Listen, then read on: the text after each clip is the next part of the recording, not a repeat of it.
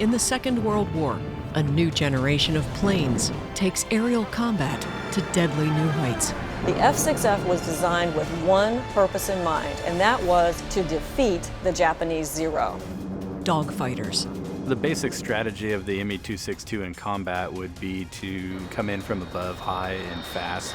Dive bombers. The idea was to release the torpedo within 2,000 to 1,500 yards, penetrate the hull armor, and explode with devastating results. Carrier planes. Official Navy pictures show a deck load of death ready for delivery. And daredevil pilots. I wanted to be a torpedo pilot because I felt that's the place I could do the most damage. The skies are the battlefields for the wings of World War II.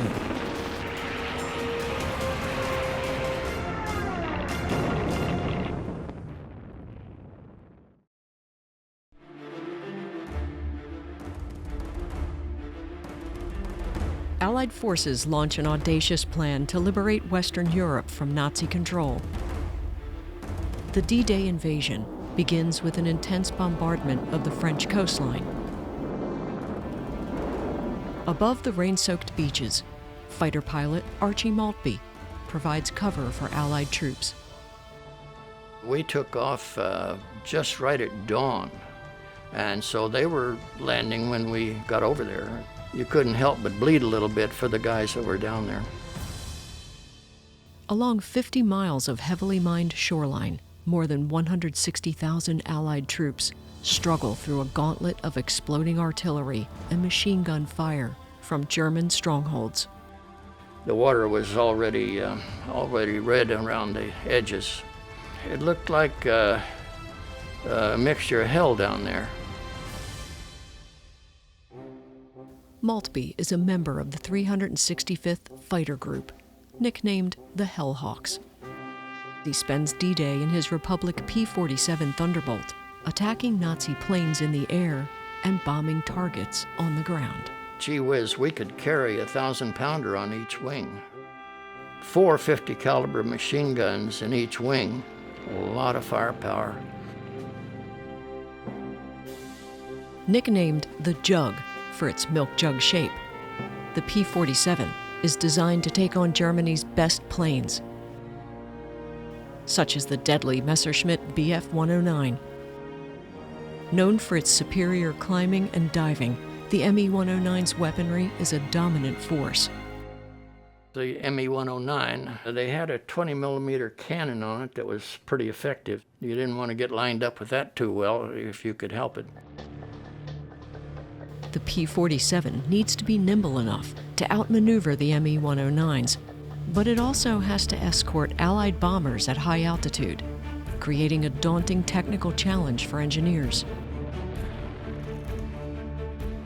At 20,000 feet or higher, the altitude of many bomber escort missions, the air contains about 10% less oxygen, decreasing its density. The P-47's induction system, which measures and directs the flow of air into the engine, is less efficient in the thin air. That's why airplanes are always faster and you get more horsepower at sea level rather than way up high. Engineers solved this problem by adding an innovative power booster called a turbo supercharger. Through a complex system of ducts, both the exhaust from the engine and outside air are channeled into the wheel-shaped turbo supercharger behind the cockpit. Inside, the air is tightly compressed, boosting the percentage of oxygen before sending it to the engine. The end result is you get cool, compressed air at a high altitude, which typically isn't attainable, but is because of the turbo supercharger. With denser air pumping through its engine, the P-47 is now capable of high performance and maneuverability at low or high altitude, making it an ideal patrol plane for the D-Day landings and more than a match for the German Me-109. In the weeks after the Allied invasion of Normandy, Maltby and his P-47 face a test from a group of Me-109s. We just came off the run, and the top flight was being attacked by 109s. So I just turned into them, and I closed too quickly, and I fired, and this guy blew up right in front of me. It was amazing that the P-47 could actually turn just about as well as the ME-109. For Maltby and the Hellhawks, the turbo supercharger transforms the P-47 into one of the deadliest combat planes of World War II, demonstrating how technology and innovation will help the Allies during their push toward victory. The feeling that I have for the P-47 is very simple. I owe my life to it.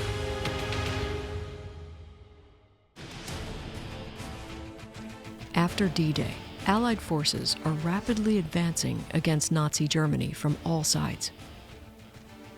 American and British bomber aircraft streak through the skies, determined to decimate the remaining industries fueling Hitler's war machine.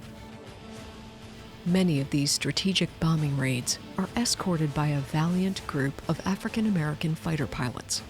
These World War II heroes quickly earn a reputation for fierce fighting in dangerous conditions and tenacious defense of the bomber aircraft in their care. Our job in the 15th Air Force was to protect our bombers. We would protect them against enemy fighters. The thing was, get those bombers home. I don't care what else, get the bombers home.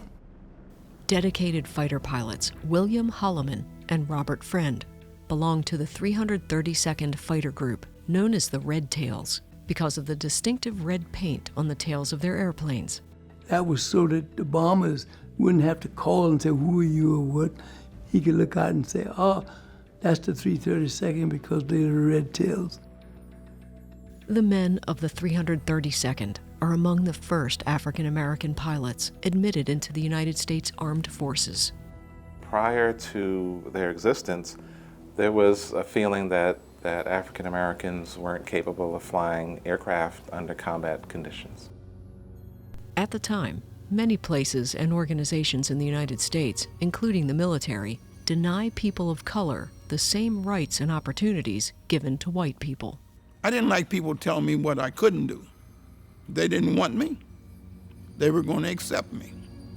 We were determined. In June 1941, the U.S. Army Air Corps begins training black pilots here at the new Tuskegee Army Airfield, a racially segregated military facility in Alabama. When you signed in with the recruit, if you didn't say you were white, you went to Tuskegee. After their training at Tuskegee, Holloman, Friend, and other airmen of the 332nd eventually are stationed in Italy at Ramatelli Airfield, a captured enemy base now used by the United States. When they moved to Italy, in Ramatelli, that's when eventually they picked up their assignment that they're best known for, which is bomber support. For the long bomber escort missions against Germany, the Allies need a fighter plane with long-range capabilities. There's one clear winner, the North American P-51 Mustang, a fighter plane with high power and maneuverability in combat. The P-51 can fly hundreds of miles farther than other Allied fighters. The P-51 had much more range. When we were flying the P-51, the missions were like 7 hours. The Allies need the P-51s to go deep into Germany, and to accomplish this, engineers utilize an innovative external fuel tank that attaches under the wings, nearly doubling the available fuel. America, land of abundance, learns to mobilize its waste, to save its scrap, to provide more metals for war. Wartime metal shortages inspire engineers to create these tanks using a waterproof chemical compound of paper and glue. The glue-infused paper is shaped over forms, assembled, and coated with a fuel-resistant lacquer and aluminum paint to make them sturdy yet disposable. When the fuel is used up, pilots can drop the empty tanks, improving the plane's aerodynamics. These resourceful drop tanks allow Holloman friend, and the other P-51 pilots to gain as many as 900 additional miles of flight, more than enough for their missions across Europe. The P-51 really was the only American fighter that was able to fly with the U.S. bombers all the way to Berlin for the missions that really hit at the heart of Germany. Red tails bravely fly, nearly 1,500 missions, most in the P-51s. They protect bombers with such heroism and gallantry that they're given the Distinguished Unit Citation. But even with such honors, they still face social injustices in the military and at home. I think that in some ways, segregation, racism made us a stronger group. We realized we were trying to prove something, that we could do the job, and we were committed to that. Later known as the Tuskegee Airmen, these courageous African-American pilots break down stereotypes and pave the way for racial integration in the United States military. I'm proud of myself at being there and proud of all the fellows that I served with. The Allies' dominance in the skies forces Hitler into increasingly desperate measures. 3 months after the D-Day invasion, a massive explosion rocks West London.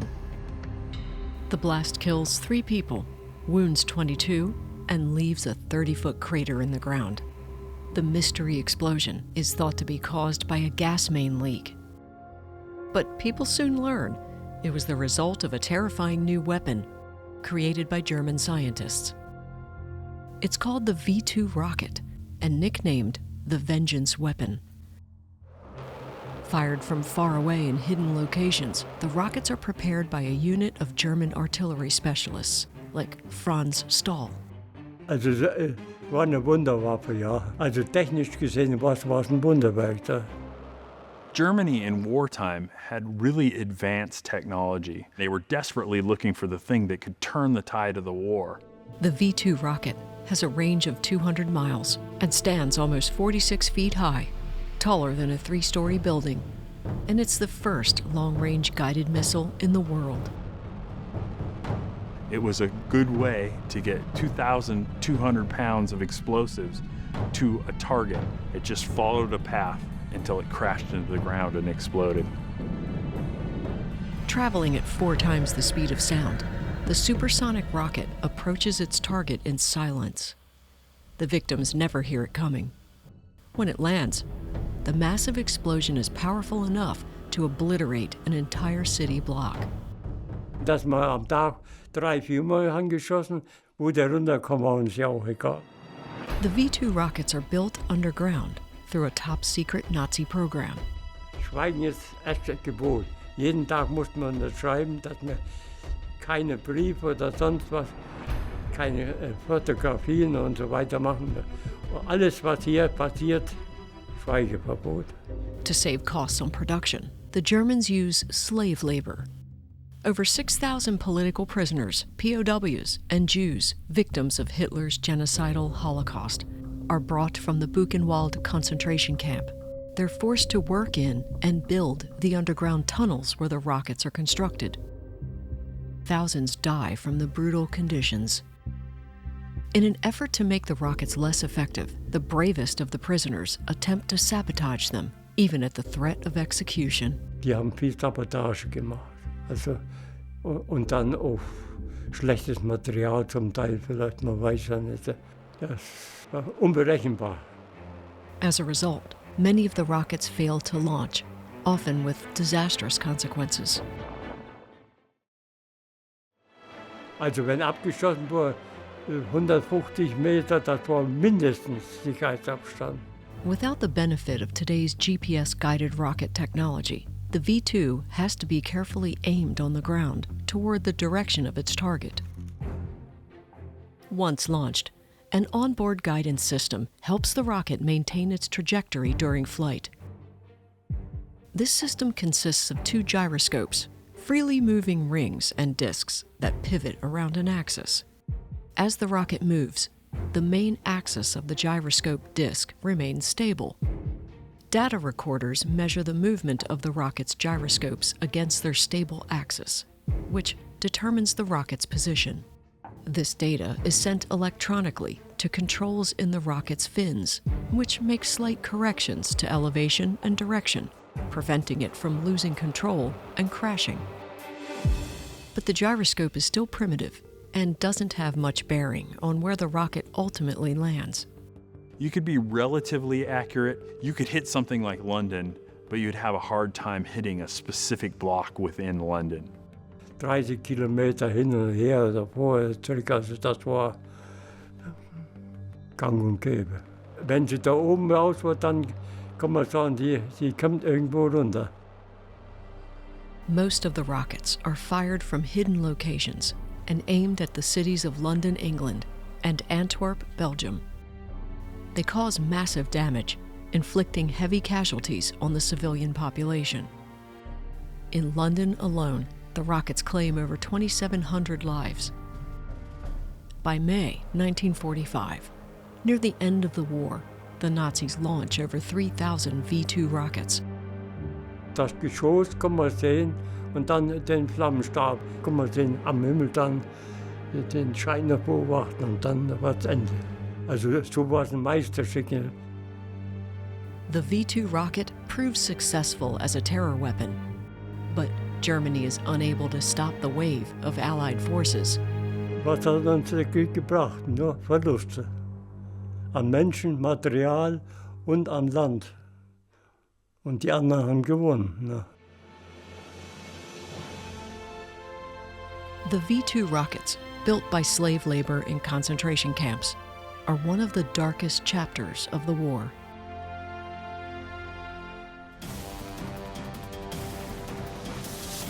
In the Pacific Ocean, Allied forces fight to liberate the Philippine Islands from Japanese occupation. The United States Navy's Third Fleet patrols the dangerous island waters to support the Allied troops and intercept the Imperial Japanese Navy. On October 24th, an American reconnaissance plane spots nearly 30 Japanese ships in the distance. The American aircraft carrier USS Intrepid gets the order to attack the enemy armada. Ben St. John is one of the U.S. Navy pilots who will make the attack. We were waiting for the fleet to show itself. Every ship had torpedoes, armor-piercing bombs set aside, reserved for the fleet. St. John flies a Grumman TBF-TBM Avenger, a rugged three-seat torpedo bomber with a powerful engine and folding wings. Torpedo bombers are designed to carry and release a 2,200-pound torpedo, a self-propelled missile packed with deadly explosives and deployed to sink enemy ships. I wanted to be a torpedo pilot because I felt that's the place I could do the most damage. In his Avenger, St. John joins the third wave of aircraft that launches from the Intrepid to assault the Japanese fleet.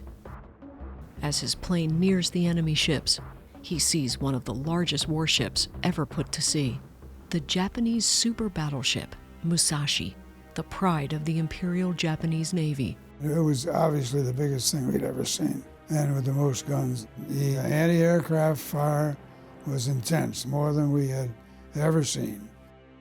Musashi was roughly a third larger than anything in the United States inventory.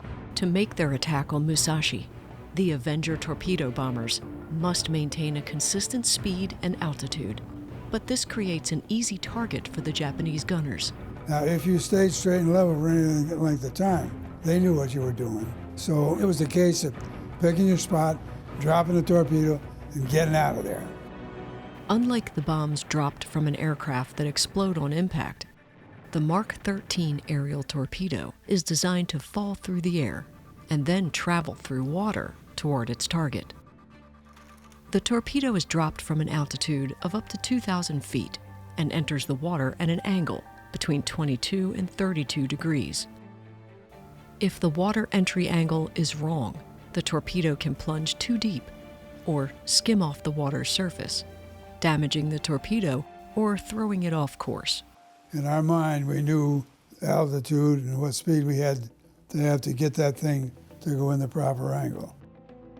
The torpedo's impact with the water trips a valve, sending fuel to the motor that runs the attached propeller. Once it reaches a preset depth and distance, the torpedo becomes armed to explode on contact with the ship's hull.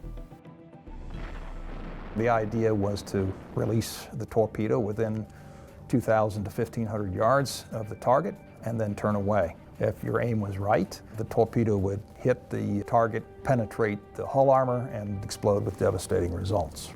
Waves of fighters, dive bombers, and torpedo bombers pummel Musashi with more than 30 bombs and Mark 13 torpedoes. The Musashi was pretty much out of order as a result of the attacks from the USS Intrepid. Eventually, the super battleship sinks into the ocean. The Musashi sailors had a song, the refrain for which is, "The Musashi is unsinkable.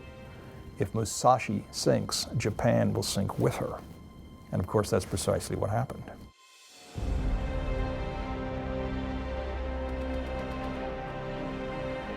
After 3 days of fighting in the waters around the Philippine Islands, the Allies succeed in breaking Imperial Japan's command of the Pacific Ocean in one of the largest naval battles of modern times. I can look back on it now and say that's exactly what I trained for, and to hope and pray that I managed to handle it properly. With the Grumman Avenger and the Mark 13 torpedo, St. John bravely helps the Allied forces win the battle and continue their drive through the Pacific.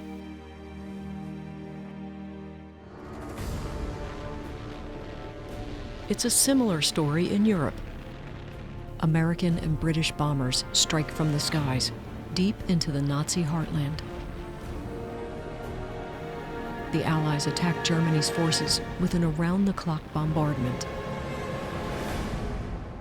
Der Amerikaner flog ja meistens tagsüber und der Engländer nachts. Also da sind wir geflogen, Reichsverteidigung.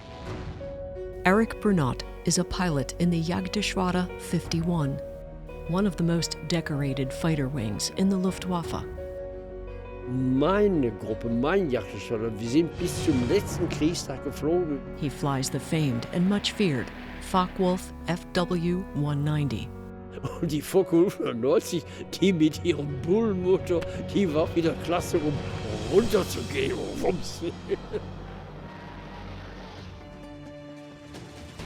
In combat, the FW-190 is sturdy and deadly, with a powerful 14-cylinder BMW radial engine. It flies well, it's fast, it climbs well, and it performed well. So, I mean, all around the Focke-Wulf 190 series was just an amazing aircraft. Throughout World War II, engineers at Focke-Wulf make modifications to the FW-190, introducing updated models. Brunot first experiences the A model and remembers its rugged frame. Die Focke 190, die war für mich also mehr für mich im Ausdruck mehr Lastwagen als PKW. Die hat das breite Fahrwerk, rechts und links, also Tragfläche aus der Breite. But as the war grinds on, American airplanes become more advanced and soon fly higher, farther, and faster than the German FW-190A. In order for the FW-190 to keep ahead of the curve, German engineers replace the engine with an inline V12 engine that is lighter, faster, and produces a lot more horsepower.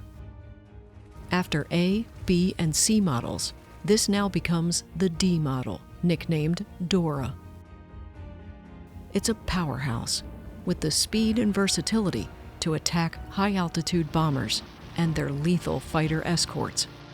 Die Dora 9 ist die verbesserte Focke 190, nur mit dem Unterschied, dass sie einen langen Reihenmotor hat. Mit dem riesenlangen Motor, der Gegner nannte uns ja die Langnase. The longer nose adds more weight toward the front of the aircraft, creating a new problem for engineers. That greatly affects the weight and balance of the aircraft. A plane's weight and balance is a crucial aspect of aircraft engineering. Adding this new engine moves the plane's center of gravity, the point where it's perfectly balanced in the air, forward. This can cause the nose to point downward, making takeoffs and landings more dangerous. If the nose is not level during flight, airflow over the plane is disturbed, destabilizing the aircraft. To correct this imbalance, engineers are forced to make further adjustments. They essentially had to make the tail longer or put weight back there. They just took a plug, so to speak, or just another extra like 18-inch section of fuselage, and they just patched it right in and just made the fuselage a little bit longer. With the weight and balance now corrected, the improved Dora becomes a formidable fighter. Das war das schnellste Flugzeug, was ich je geflogen habe. Im Kampf und so weiter war die Dora 9 unschlagbar. But as effective as it is, the Dora comes too late in the war. Germany is unable to mass produce it quickly, and the sheer number of Allied aircraft overwhelms the German defenses. Bernat flies missions in his Dora throughout the war. Als der Krieg zu Ende war, da waren wir selbst erstaunt. Haben wir die Maschinen schön aufgestellt, haben die übergeben. After flying over 560 missions, Bernat reluctantly surrenders to Allied forces. Dann wurde er also ich persönlich wurde mich nicht fertig, verdammt nochmal. Though the Dora's engineering advancements are still admired to this day, they're not enough to turn the tide of the war. Allied forces, led by the United States and Great Britain, have broken through most Nazi defenses in Europe. The Allies advance rapidly toward Berlin. The full horror of war returns to Germany. Lieutenant Ernst Dieter Bernhard is a fighter pilot in the Luftwaffe. Unser Optimismus war schon längst nicht mehr vorhanden, meine ich. Da war sehr schnell klar, dass wir das nicht lange durchhalten konnten. In a last-ditch effort to turn the tide, Germany destroys its own bridges over the Rhine River. This creates a 700-mile-long natural barrier that brings U.S. ground troops and supply convoys to a standstill. American forces are able to locate and capture the last bridge left standing, the Ludendorff Bridge in the town of Remagen. Die Brücke von Remagen war ja nicht gesprengt worden. Das hatte man also irgendwie, war da was daneben gegangen. Hitler orders the bridge at Remagen to be destroyed at all costs. German forces throw every bit of weaponry in their arsenal at it, including deadly fighter planes. One of these aircraft assigned to attack the bridge is the Messerschmitt Bf 109, which Bernhard pilots on his daring mission over the Rhine. Kriegt man alle eine Bombe unter den Vogel geschnallt statt des Zusatztanks und sollten dahin fliegen, um die Brücke zu zerstören. Bernhard's bird, the Bf 109, is the pride of the Luftwaffe since its introduction in 1937. It has fought in nearly every major German engagement of the war, from the invasion of Poland to the Battle of Britain to the assault on Russia. The Bf 109 was designed to be different from the start. It was a truly modern airplane. Designed with a sleek, lightweight, all-metal structure, the Bf 109 can slice through the air at high speeds. And it boasts an enormous amount of firepower. In addition to its wing-mounted guns, it has a 20-millimeter cannon built right through the center of the engine and propeller shaft. The Bf 109 was really a force to be reckoned with. In German hands, it shot down more aircraft than any other fighter of World War II. One of the Bf 109's most modern features is its body, or fuselage. Many airplanes at the time are built around a steel or wood frame for support, but the Bf 109 uses what's called a monocoque structure. The monocoque design meant that the weight and stress was carried by the shape, not by an internal frame. A monocoque structure works like an egg, with the load of the structure carried by its exterior shell. By eliminating the need for interior support, the Bf 109 is lighter, faster, and more stable in the air. But like an egg, the monocoque structure is more fragile, and anti-aircraft fire can easily puncture it, leaving Bernhard vulnerable during his mission at Remagen's Bridge. Das ist eben der Nachteil, wenn man die mit 109 oder solchen Flugzeugen, die Tiefangriffe fliegen müsste, die ja keine Panzerung haben. Facing an intense artillery barrage from the Americans, Bernhard is unable to fly close enough to the bridge to score a direct hit. Und da haben wir gedacht, das wird ein Himmelfahrtsunternehmen, wenn wir da reinfliegen müssen. Aber ich glaube nicht, dass die viel außer Wasserschaden angerichtet hat. Nicht? Days later, Bernhard encounters an even closer call when faced with an onslaught of American fighter planes. Und da haben sie mich voll erwischt. Maschine brannte gleich und ich bin viel zu früh ausgestiegen. Dann hing ich über dem Rhein. Und da hatte ich aber Glück, kam 20 Meter am Ufer, kam ich runter. Bernhard survives the parachute jump from his plane and lands back behind German lines. His mission fails, but he's grateful to make it out alive. Ja, werde ich nicht vergessen. Da war ich abgeschossen, war aber heil geblieben. Ne? The Allies' defense of the bridge at Remagen proves to be a huge success. American commanders claim it as a crucial step during their final push towards Berlin, and ultimately victory in Europe. Germany's troops are falling back on both fronts. Desperate to turn the tide, leaders of the Luftwaffe launch a new top-secret weapon to stop the Allied bombers from attacking Germany. We were flying a mission one day, and all of a sudden, zoom, something came through our formation, and what's that? What's that? Everybody asked. Nobody knew what it was. This new weapon is the Messerschmitt Me-262 Schwalbe, the world's first jet engine fighter aircraft. Previously, planes have been powered by piston engines with propellers. The Me-262 has no propeller, creating a different flying experience. The aircraft was easier to fly than any propeller aircraft because it has a nose wheel and it goes absolutely straight at takeoff, and it was no noise, no vibration, nothing. Fantastic. It was like being in a dream. First Lieutenant Jörg Sipionka flies with a special German unit of Me-262s assigned to hunt down Allied aircraft on their night raids over Berlin. In March 45, they called me as the junior pilot. They took me to the airfield, and at the base of the runway there was a 262. Design work on the Me-262 started before the war, but several issues caused delays, and it isn't ready for combat until late in the war. Still, Adolf Hitler and his Nazi commanders believe the Me-262's state-of-the-art technology will help the Luftwaffe overpower the British and American air forces. It was so innovative, but it was a hit from the very beginning.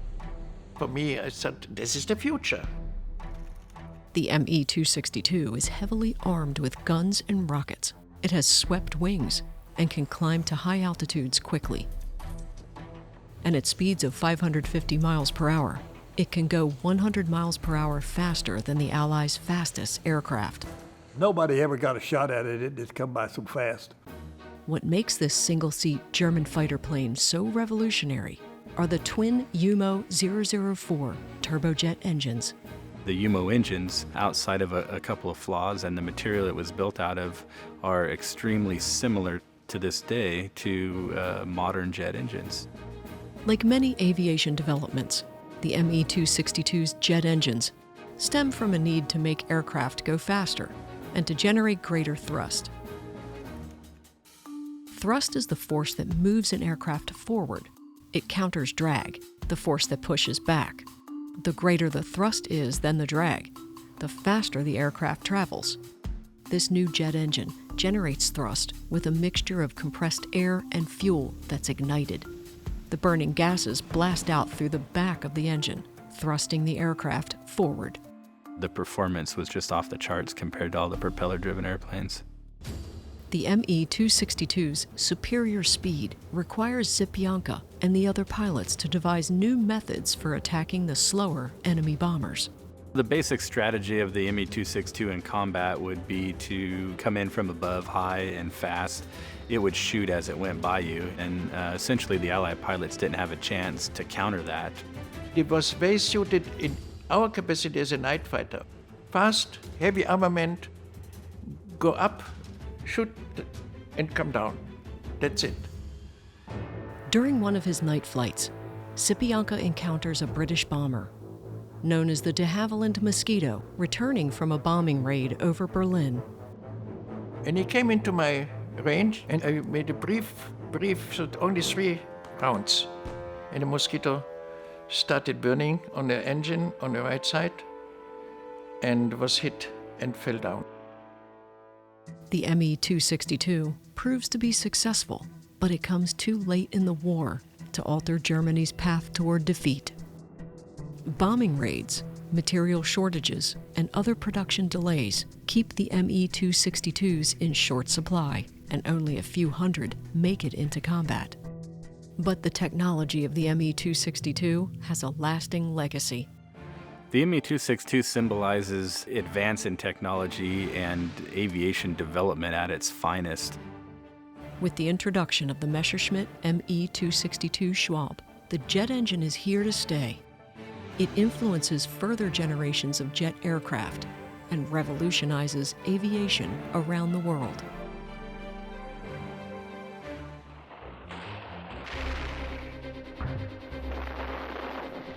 In the Pacific, after years of destructive fighting, America is on the move and on the hunt for Japanese ships. Somewhere in the Pacific, a U.S. Navy carrier task force steams into Japanese waters. Navy pilot Robert Turnell is part of that naval fleet called the Fast Carrier Task Force, stationed aboard the aircraft carrier USS Wasp. It consisted of 5 task groups. There were 20 carriers in that task force, which is a lot of airplanes. Naval warfare has changed drastically since the start of the war. Instead of ship-to-ship combat, fought mostly by battleships. Opposing ships now may never even get close enough to see each other. Now, fighter planes are launched into the sky from aircraft carriers, a revolutionary concept at the time. They battle one another in the air and shoot at targets below. The sky is filled with flaming tracers and shell fire. The Fast Carrier Task Force further enhances this strategy. By grouping several carriers together into a flotilla, the Americans create a highly mobile floating airbase that can act as the main striking force against the Japanese military. Probably 1,600 or 1,700 aircraft in that flotilla. All we did was go up and down the Pacific and hit targets. In order for this carrier task force strategy to work, the U.S. Navy must control the skies. But its primary fighter plane, the Grumman F4F Wildcat, is slower, heavier, and less nimble than its Japanese rival, the legendary Mitsubishi A6M0. The Zero's light weight helped make it extraordinarily maneuverable. It was a superb dogfighting platform, and it was a better fighter than the F4F Wildcat.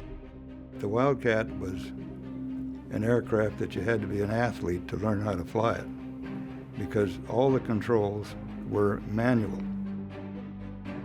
Because the Wildcat is so difficult to fly, engineers at Grumman Aircraft take a hard look at its flaws and replace it with an entirely new fighter plane, the F6F Hellcat. The F6F was designed with one purpose in mind, and that was to defeat the Japanese Zero.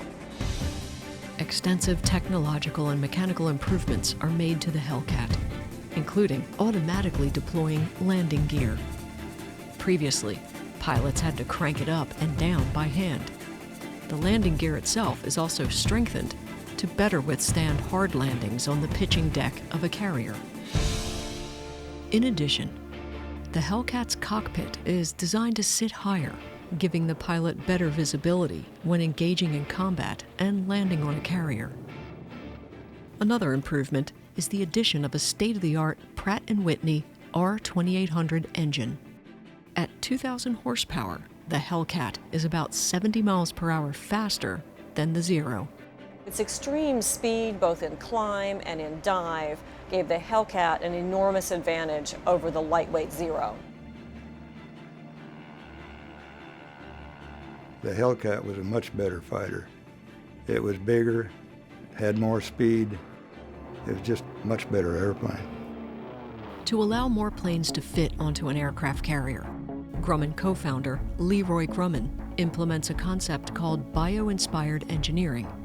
He uses an example in nature: a bird folding its wings back to influence a new wing folding system called the stow wing. The stow wings use a series of hinges to pivot and fold backward to tuck close to the Hellcat's fuselage.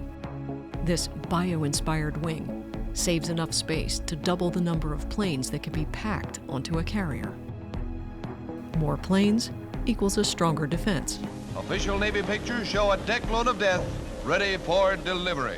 With these improvements, engineers succeed in helping the Hellcat become the Navy's #1 fighter and its answer to defeating the Zero in combat, as Turnell experiences firsthand during a dogfight. And there were 8 Zeros in the air. And each one that came down, there was an F6F sitting there with the guns loaded and cocked and ready to go. And we shot down 8 of them. With its numerous technological innovations, the Hellcat goes on to become one of the most versatile fighter planes of World War II, helping the U.S. Navy to assert superiority over the skies, and the Fast Carrier Task Force contribute to Allied victory in the Pacific. The war's end is in sight. After nearly 6 years of fighting, Berlin is being bombed into submission by the Soviet Union,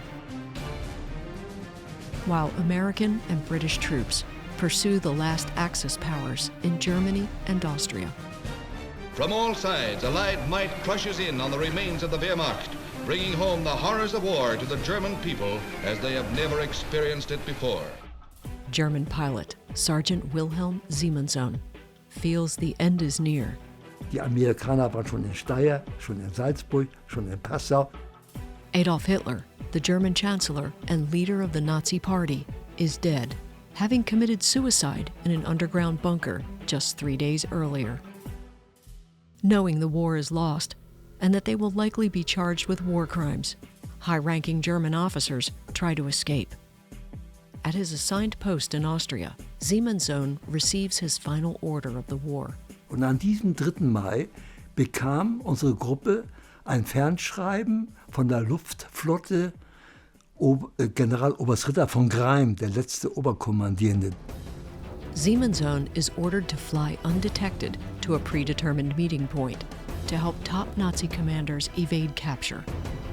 He is handpicked for the mission because of his experience piloting one of the most versatile non-combat airplanes in the German Air Force, the Fieseler F1-156 Storch. Und da bekam ausgerechnet ich, wir waren ja noch so ein Dutzend Flugzeugführer, dass da alle Fiedler Störche dahin beordert worden sind, um noch irgendwelche berühmten Leute irgendwo hinzufliegen. Orders like this are common throughout the war, with the Germans relying on the Storch for a variety of missions, from reconnaissance to transportation of officers, often important missions requiring a reliable and dedicated pilot. Also jede Einheit, muss ich sagen, hatte einen Fiedler Storch. Wenn der Kommandeur mal zu irgendeiner Besprechung fliegen musste, zu irgendeinem höheren Stab oder was, so hatte man einen Fiedler Storch als Kurierflugzeug dabei. What makes the Storch valuable for these types of missions is its ability to take off and land in very short distances. The Fieseler Storch is extremely unique in that it was the first STOL, which is an acronym for short takeoff and landing. The ability for short takeoffs and landings allows the Storch to access areas that are much more difficult, if not impossible, for other airplanes that need longer runways. You can get in and out of extremely small places. You don't need an airport or even a runway per se. You just need a small meadow to get a fuselage storage in and out. The storage's STOL capabilities are due first and foremost to its extreme lightweight construction. They were able to achieve that by making a lightweight airframe out of tubing and wood and fabric. The lightweight qualities of the Storch help with something in aeronautics called loading factor, the ratio of the plane's lift to its weight. Its long wings and light frame give it a loading factor of just 10 pounds per square foot, only a fraction of other German planes, helping it maintain lift even at very low speeds. Den kann man bis 55 Stundenkilometer in der Luft halten. Und fliegt 150 Stundenkilometer Reisegeschwindigkeit. The Storch's unique abilities are made famous in 1943, when one is used to rescue Italian dictator Benito Mussolini from a rugged mountaintop compound. For Simonsohn, these same STOL characteristics allow him to carry off his last mission of the war as he takes off for the woods of Austria to help Nazi officers escape. But Simonsohn is determined to save someone else and brings on board a desperate stowaway, his wife. Ich konnte sie ja offiziell nicht mitnehmen, aber ihr Gepäck war im Storch. Simonsohn and his wife successfully land at the designated meeting point in a small clearing, but further orders never arrive. Und da habe ich dann den Krieg auf eine Rechnung beendet. Simonsohn surrenders to the Allies as the war in Europe finally comes to an end. His love of flying is tainted by the harsh realities of war. Aber was mich so sehr betrübt, um nicht zu sagen bedrückt, ist die Tatsache, dass die Erfüllung eines Menschheitstraumes, nämlich das Fliegen, zu einem Massenvernichtungsmittel verkommen ist. With the defeat of Germany, the Allies turn their attention to the Pacific and their final fight to victory in World War II. United States warships bombard the tiny volcanic island of Iwo Jima. As U.S. Marines advance over the black beaches of this rocky Japanese stronghold, combat erupts into one of the most violent and relentless struggles of the war. After 36 days of intense fighting, the Allies gain control of the island. The victory gives them a strategic airbase closer to Japan for attacks against its main islands. But they need help. The B-29s were flying missions over Japan, and they had terrible casualties from the Japanese from the long 16 or 17-hour flight with no fighter escort. U.S. Army Air Force's pilot, Jerry Yellen, is in the 78th Fighter Squadron, a unit now assigned to escort the Boeing B-29 bombers on their missions.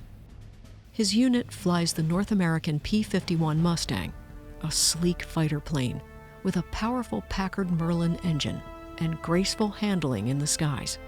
That was the airplane of the day. There's no question about it. It's like flying a Gazelle because the P-51 was very light on the stick and it was very responsive to what you were doing in maneuvers.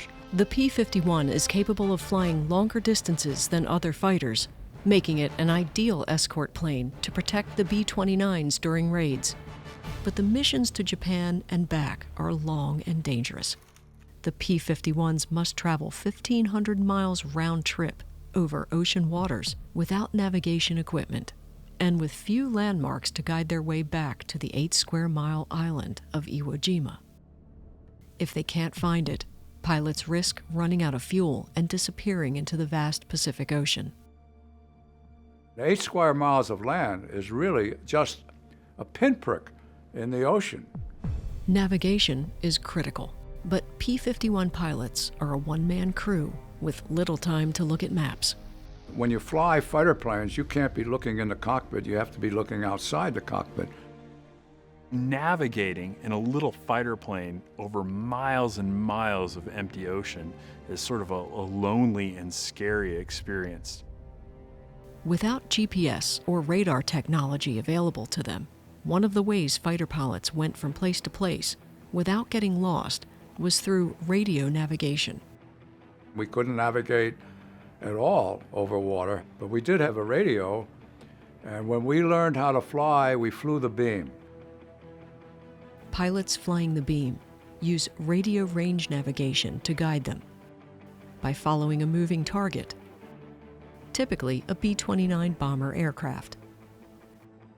During missions, ground attacks and dogfights may cause fighter pilots to lag behind the B-29s. To help them find their way back, the B-29 navigators transmit radio signals in Morse code, which are picked up by the straggling fighters. If you strayed to the right, you would hear Morse code say a U. And then if you got to the other side of the beam, you might hear a D. If you were straight on the beam, you would hear just a solid tone in your earphones. We could pick up that sound behind a B-29 about 30 or 40 miles. So that's the way we navigated back over the ocean. This low-tech navigation system saves the lives of many fighter pilots, allowing them to cross the daunting Pacific and land safely at their base on Iwo Jima. The memory of every day and the pure purpose of every day that I fought for my country is permanently embedded in my memory. Yellen and other fighter pilots who fly the beam demonstrate the innovative and resourceful use of technology that helps the United States gain air supremacy over Japan and ultimately claim victory in the Pacific.